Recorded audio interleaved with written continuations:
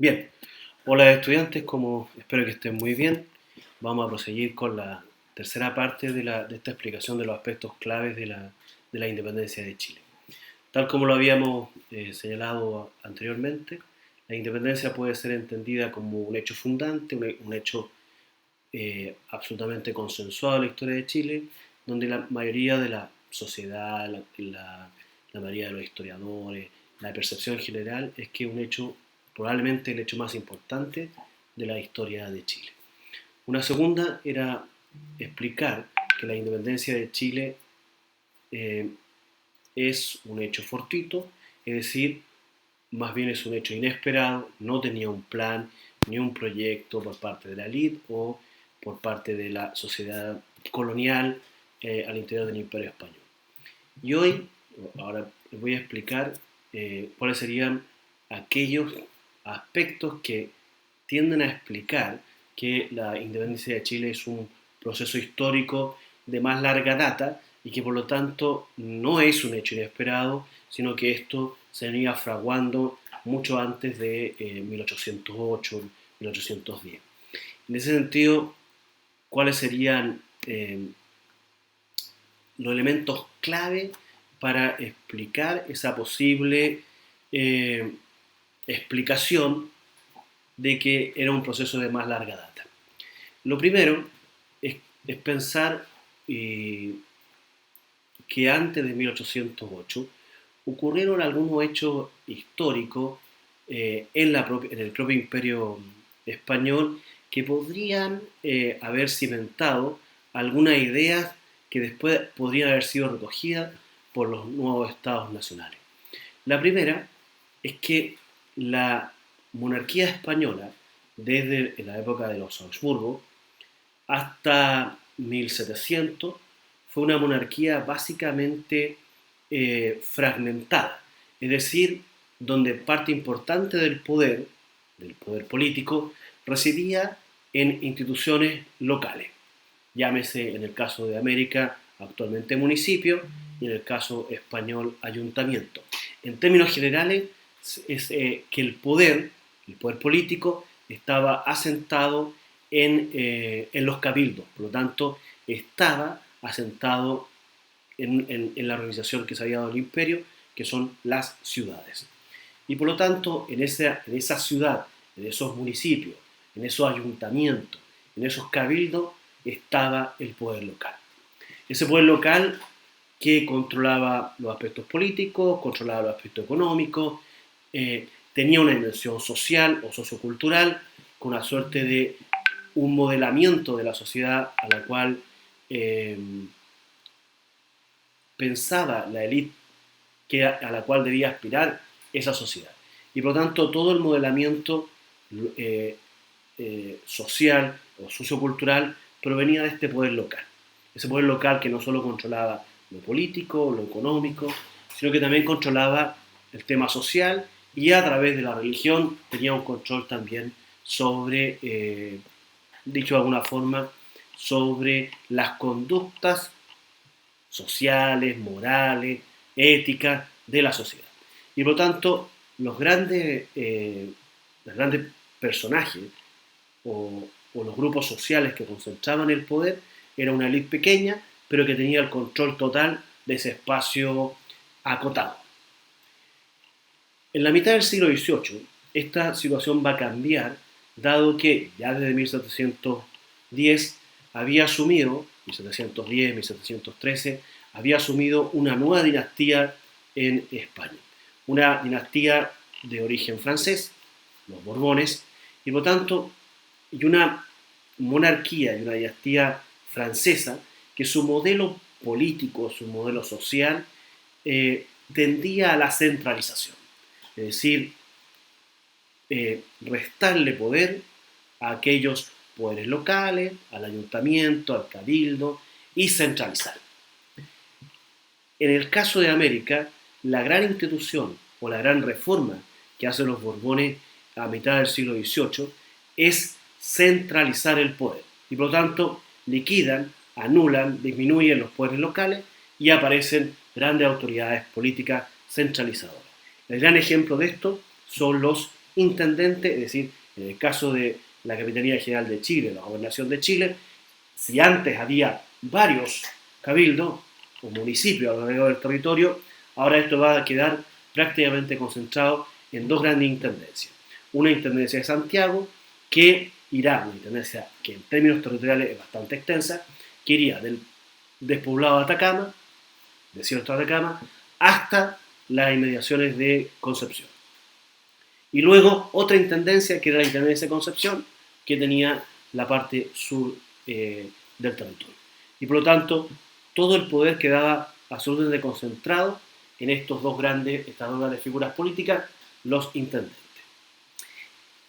Esto, según algunas interpretaciones a las cuales yo adscribo, en el sentido de sostener que este periodo entre 1750, 1770 hasta 1810 habría generado tal grado de discordia, de molestia con el poder central, que ahí se habría fraguado en el poder local una suerte de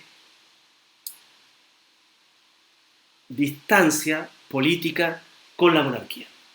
Es decir, al restar el poder local, estos poderes locales fueron anidando una visión de que habían sido anulados, disminuido su poder. Y por lo tanto generaría por largo tiempo una suerte de enemistad política, una controversia con el poder central.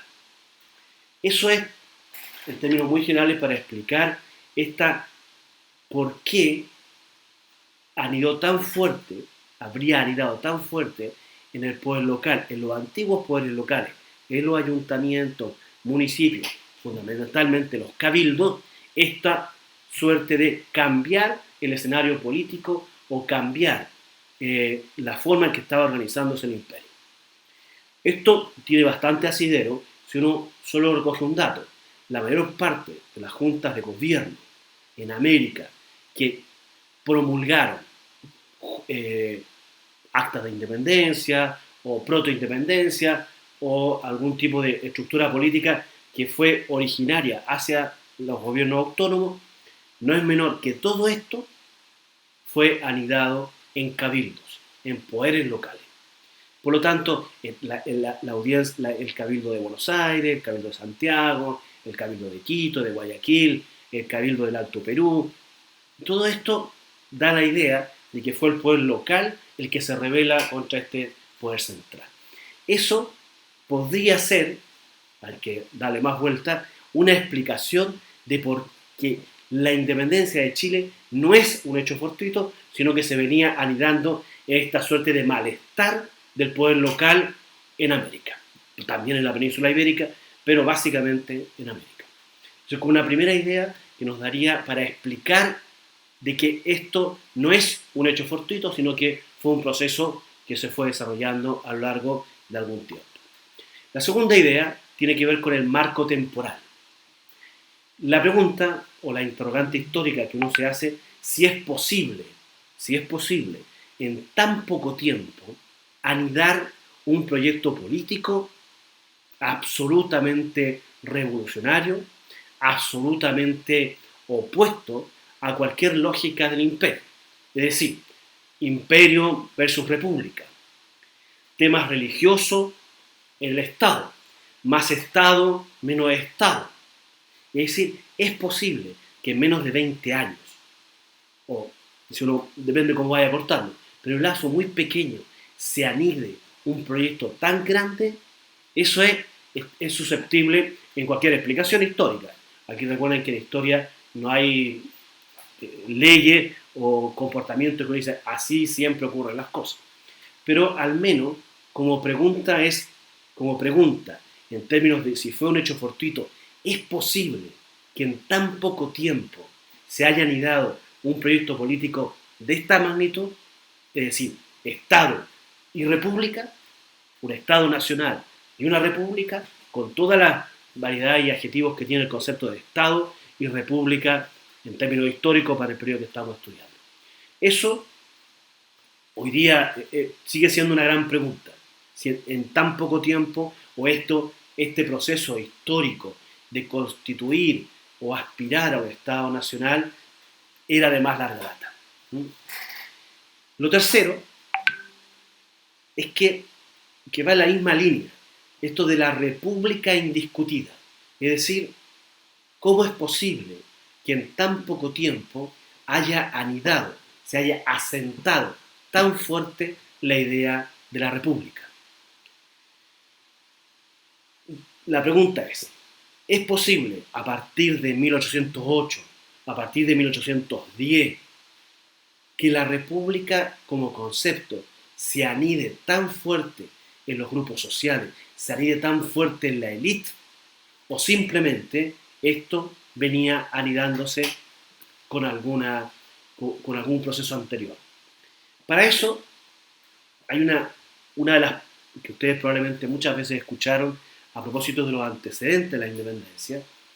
Es una pregunta que es difícil de responderla. La pregunta es, ¿qué leyeron o qué libros conocieron los personajes alrededor de la independencia? Sabemos, a la ciencia cierta, qué libros existían hacia fines del siglo XVIII. Libros que ponían en discusión, en entredicho o abiertamente en oposición al imperio o a las ideas imperiales o a los estados absolutistas. Ya desde el siglo XVII, XVIII, XIX hay una serie de producción libresca que van asentando ideas más liberales e ideas más puestas en la república, en los estados republicanos y más y poniendo en discusión el imperio y los estados absolutistas. Ahí hay dos posibles respuestas. Una es la mayor parte de los personajes alrededor de la independencia de Chile estudiaron. ¿Dónde estudiaron? Inglaterra, Francia, incluso en España. Y los que estudiaron en Chile también estudiaron con liberales. Y por lo tanto uno podría suponer que tuvieron acceso a una producción literaria, de literatura general, literatura política, donde habrían sido educados, instruidos, enseñados estas ideas republicanas. Lo que sabemos es que los libros existían. Sabemos que en varias de las bibliotecas de estos próceres o de estos personajes estaban estos libros. La pregunta es si los leyeron o qué nivel de profundidad tenían conceptualmente sobre este tipo de lectura y si esas lecturas permitieron asentar un ideario político. Difícil de saber, de conocer qué leyeron, porque uno solo puede tener evidencia de lo que existía. No sabemos si efectivamente los leyeron. Pero para los que manifiestan que el proceso de independencia es un proceso de larga data, evidentemente que hay que ponerlo como antecedente importante los libros que se conocieron, se publicaron y que habrían leído o en Europa o en América la mayor parte de la élite o los personajes más relevantes en el proceso de independencia de Chile. Por lo tanto, pero lo que sí es notable es que antes, uno podría suponer esta dimensión, que antes de 1808 estos personajes conocieron la idea republicana y que por lo tanto a partir de 1808 empezaría un proceso de larga instalación del proceso tendiente a un Estado republicano. Lo que sabemos, y eso es indiscutible, que a partir de 1808 o a partir de 1810, del 14 en adelante, ahí hay matices, según la fuente y algunas visiones historiográficas, no hay vuelta atrás.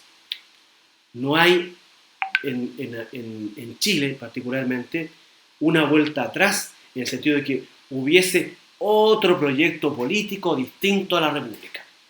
Eso es bastante, no es singular a Chile, pero sí que es notable la fuerza que adquirió ese Estado republicano que es discutible, lo de que si, qué tan personalista era, qué tan impersonal era, qué tan abstracto o qué tan asociado a la élite y por lo tanto a los intereses de la élite, es una materia que la vamos a discutir más adelante, pero al menos lo que queda claro es que no hay vuelta atrás en un proyecto distinto al Estado republicano. Y por lo tanto uno supone, o se advierte, que esto no puede haberse dado en un periodo tan corto y a partir de una coyuntura de 1808 o la coyuntura de 1810 o la de 1814. Da para pensar que esto venía fraguándose mucho antes de 1808.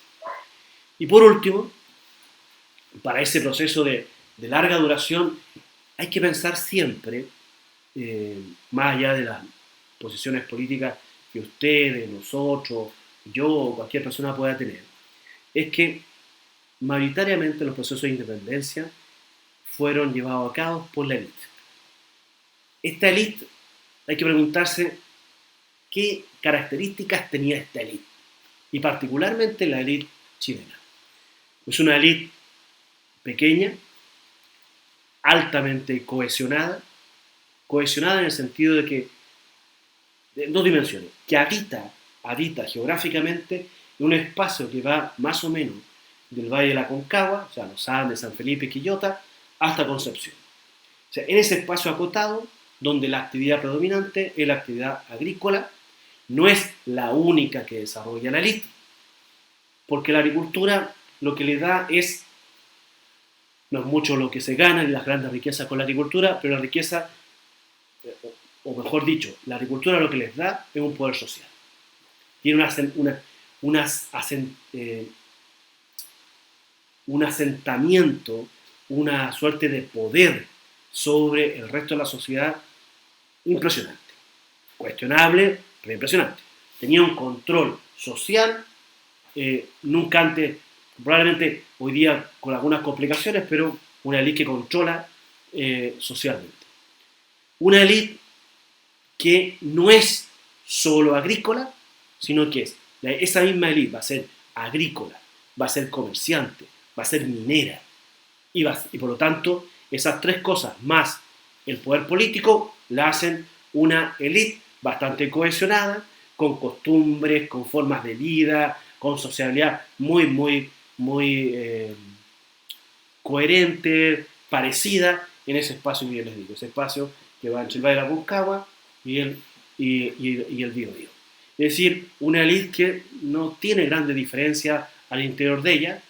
Las diferencias que va a tener la élite, curiosamente, van a ser después del siglo XIX, fuera de esa frontera, tanto al norte, Coquimbo, la región de Atacama, y en alguna medida al sur de Concepción. También Valparaíso, en el siglo XIX, tuvo en algún momento alguna distancia con esta élite aristocrática, minera, comerciante, política, que controlaba el poder político en Chile. Pero en general, lo que se va dando es que aun cuando hayan esas diferencias en esta élite, en Coquimbo, en Valparaíso o al sur de Concepción, finalmente la élite termina por incorporar esas diversidades y por lo tanto sigue asentándose con el control. De hecho, en la historia de Chile hay pero muy pocas evidencias o hechos históricos donde esa élite haya sentido que estaba amenazado su poder. Por lo tanto, esta de la élite, ¿qué explicación o a qué nos ayuda a entender que el proceso de la independencia es de larga duración? Esta élite tuvo y probablemente tiene una capacidad impresionante de adaptación. Es decir, la élite del poder local que venía del siglo XVIII, del siglo XVII, se había asentado en el siglo XVIII en temas agrarios, mineros, comerciantes, no es distinta a la élite que emerge después de los procesos de independencia. En palabras simples, es la misma élite. Por lo tanto, en ese concepto que está puesto ahí en la diapositiva, moderada, y liberal. ¿En qué sentido moderada? Que se adapta. Si en el siglo XVIII era monárquica, es monárquica. Si en el siglo XIX había que ser republicana, somos republicanos. Y si tenemos que ser republicanos conservadores, somos republicanos conservadores. Si la tendencia nueva es ser republicano y liberales, republicano y liberales. Incluso podríamos llegar a republicano socialista y, si me apuran, a republicano revolucionario. Es decir, me pasé un poco, pero ¿en qué sentido lo digo? Que los partidos políticos, el poder político en Chile, generalmente y mayoritariamente ha provenido de esta élite. Y por lo tanto es una élite que no ha perdido el control. Puede que hoy día esté en discusión, pero a lo largo del siglo del XVIII al XIX no pierde el poder. Lo único que hacen, con mayor o menor agrado, es compartir el poder con nuevos grupos que entran a la élite. Los comerciantes de Valparaíso, los mineros de Coquimbo, de Concepción, o los chiqueros del sur de la región de la Araucanía o en torno a Temuco, por ejemplo. Pero, ¿por qué es importante el argumento de la élite? A esa hay que estudiar. Es decir, quien hace el proceso no es, por lo tanto, da fuerza al argumento de una independencia de larga duración. Es decir, la élite que venía del siglo XVIII es la misma que va a estar en 1820, en 1830, 1850. Por lo tanto, es una élite que es capaz de adaptarse y por lo tanto se hace republicana, adhiere a la independencia con el único interés, valorable o no valorable, de controlar el poder. Por lo tanto, la independencia, para ir cerrando, también hay que mirarla en una dimensión política, porque los grandes conflictos políticos, revolucionarios, reformistas, sociales, no siempre, pero mayoritariamente tienen que ver quién tiene el poder.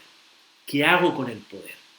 Lo pierdo, lo transmito, lo comparto. Y esa historia en Chile del poder también hay que asociarla al proceso de independencia. Es decir, preguntarse, bueno, hubo un proceso de independencia. ¿Quiénes estaban antes y quiénes estaban después? Por lo tanto, en palabras simples, para los que adhieren a la independencia como un proceso histórico de larga duración, tanto el poder local versus el poder central. Este marco temporal corto o largo, hay que hacerse la pregunta. No hay duda sobre que el proyecto político tiene que ser la república. Y tercero, o cuarto, perdón, mejor, o cuarto, que es la élite. Y por lo tanto, en ese proceso siempre estuvo la élite. No es una nueva élite la que emerge de la independencia. Por lo tanto, para cerrar, estas tres o cuatro cosas fundamentales hasta ahora. Es un hecho la independencia, un hecho probablemente el hecho más importante que ha ocurrido en la historia de Chile. Yo sé que algunos de ustedes me podrán la lista sobre hechos históricos más o menos importantes que ustedes me podrían indicar. Por supuesto que hay más. Pero, eso lo vamos a discutir de alguna forma, no todos tienen esta suerte de consenso en la sociedad. Los otros siguen siendo controversiales, discutidos, discutibles y todo. Lo segundo, un hecho fortuito, la independencia como hecho fortuito. Es decir, fueron los hechos ocurridos en Europa que gatillaron el proceso.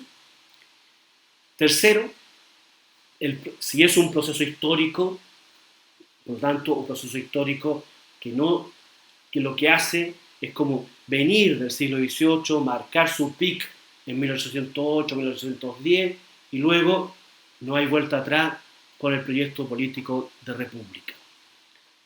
Lo que vamos a dejar para las próximas sesiones, ¿dónde están? Porque hay que advertir dónde estarían los grandes cambios que generó la independencia de Chile. Eso lo vamos a ver en una próxima sesión, que no sé si será online, se las grabaré, o espero también que podamos retornar y vernos pronto. Que estén muy bien.